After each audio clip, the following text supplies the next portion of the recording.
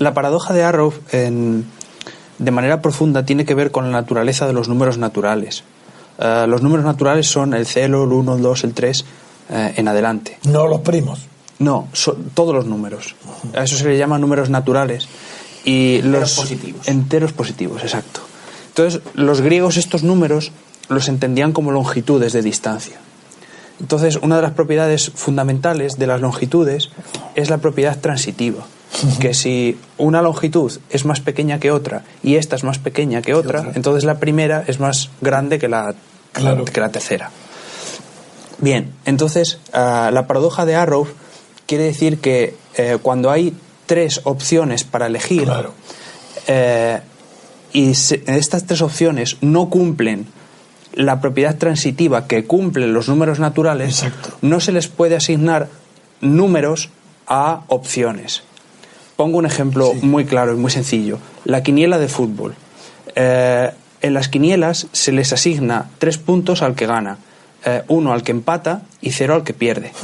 Si en vez de eso asignáramos 4 puntos al que gana, la clasificación de la liga al final quedaría completamente desordenada. No hay forma racional de decir qué equipo es mejor que otro. Depende de los puntos que le demos, cuándo ganan, cuándo empatan y cuándo pierden. Sí, que son 3 alternativas, no 2. Tiene que haber más de 3 equipos. Claro, porque si hay 2 se produce la paradoja de Arrow. No, si hay 2 siempre hay una decisión racional, siempre se puede decir quién es mejor que el otro. Pero cuando hay más de 2, cuando hay 3, por ejemplo 3 partidos, pues depende del sistema de puntuación o del sistema de elecciones para decir quién es mejor que el cual. Esa es la paradoja. Sí, lo que yo decía la semana pasada es que en una elección política puede haber 3 personas.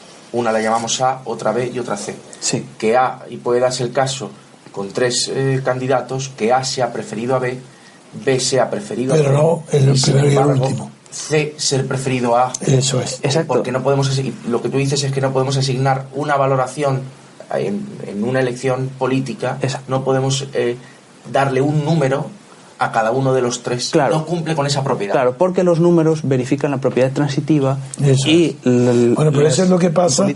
por ejemplo, en la elección inglesa. En Inglaterra, en las elecciones se produce la paradoja de Arrow.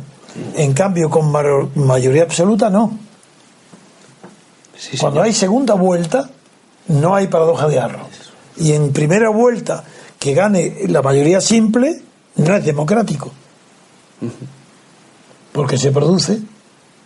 Y tú en matemáticas lo explicas igual o con referencia a los números lo mismo. Sí. Que no tiene opción, que no hay 3. Es cuando hay más de 3. Que tiene que haber eso, que tiene que haber más de 3. Exacto. No sé si... Sí, que yo lo que he entendido es que no se le puede asignar unos números. Si hay 3 candidatos... Si hay 3 o más. No se puede decir que A sea tanto mejor que B y tanto mejor que C. Es que yo lo hago con 3. Siempre, sí. Pues supongamos que hay 3. Lo que digo es que depende de cómo hagamos la elección para decir quién es el mejor o el más preferido. Sí, para tener un criterio. Exactamente. De excelencia, un criterio o de preferencia. Racional. Sí, eso es, exactamente. Que las elecciones, que en las decisiones humanas no se cumple lo que le pedimos a una decisión racional y matemática, que es la propiedad. Depende de la regla que pongamos a la asignación de números para que nos dé un resultado u otro. Es que yo he aplicado la paradoja de Arrow, eso soy yo, que he completado el razonamiento en Inglaterra, en el Reino Unido, diciendo lo siguiente: no se produce la paradoja de Arrow si hay una convención previa que diga el que gane el 51% representa a todo el que ha votado, si tiene el 51%. Y después pasar a otra ronda. Pero si tiene, si tiene el 51% representa a todos, incluso los que han votado en contra. Ya no sería necesario ni siquiera eso es. Elimino por completo la paradoja de Arrow. Claro, no hace falta en cambio, porque no se falta, en cambio en Inglaterra, como no existe esa norma, ni en primera ni en segunda vuelta, no, en primera, claro, el que no gana por mayoría absoluta, por mayoría simple, no representa al que ha votado en contra. Esa es la paradoja de Arrow. y por tanto no puede ser democrático, porque el que ha perdido no está representado. Porque la convención democrática consiste en que solo representa a una comunidad quien ostente el 51% o el 50,01%. Eso es una convención aceptada por el mundo entero. Pero no está aceptado en ninguna parte que el que gane con un 30% represente al 100%. Eso no está admitido en ninguna convención. Porque podría darse la situación de que una segunda vuelta de ganador a otro distinto. Exactamente. Luego es señal, entonces, esa es la señal de uno, de que el sistema inglés es muy deficiente en representativo, y desde luego no es una democracia, porque el que pierde el voto, que pierde las elecciones legislativas, que son las únicas que hay, es un voto perdido, tirado a la cesta de los papeles, que no vale para nada. En cambio, en Francia, el que vota en segunda vuelta y pierde ha aceptado la convención. No, en segunda vuelta el que vota en Francia y pierde ha aceptado que el que gane lo representa a él, que ha perdido, porque dice: yo estoy de acuerdo, venga, una segunda vuelta, y el que tenga la mayoría más uno gana y me representa a mí, por tanto vale la representación. Esa es mi explicación traducida en términos políticos de la paradoja de Arrow, llevada a la diferencia entre Inglaterra o Reino Unido y Francia.